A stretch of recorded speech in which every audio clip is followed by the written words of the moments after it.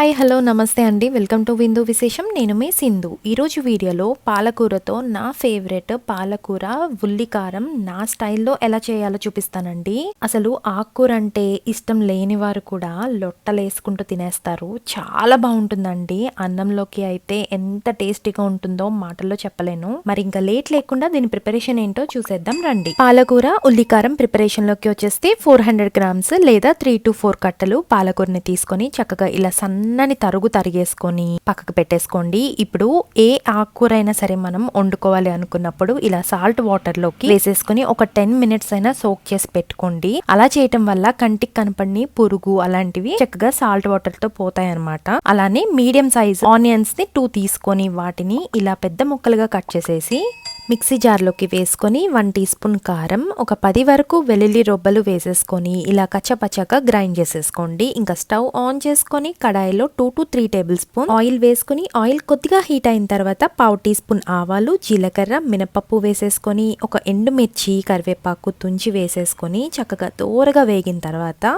ఇందాక గ్రైండ్ చేసి పెట్టుకున్న ఉల్లి వెల్లుల్లి కారం ఉంది కదండి, ఆ పేస్ట్ ని వేసేసుకొని లో ఫ్లేమ్ లో 5 minutes మంచి సువాసన వచ్చేంత వరకు వేయించేసుకొని ముందుగానే సన్నగా తరిగి పెట్టుకున్న పాలకూరని చక్కగా వాటర్ తో వాష్ చేసేసి వేసుకోండి. వాటర్ లేకుండా పాలకూర వేసుకున్నాక హై ఫ్లేమ్ లో ఒక 5 minutes వేయించేసుకోండి. పాలకూరలో ఉండే నీరంతా కూడా కాస్త ఇంకిపోతుంది అనమాట.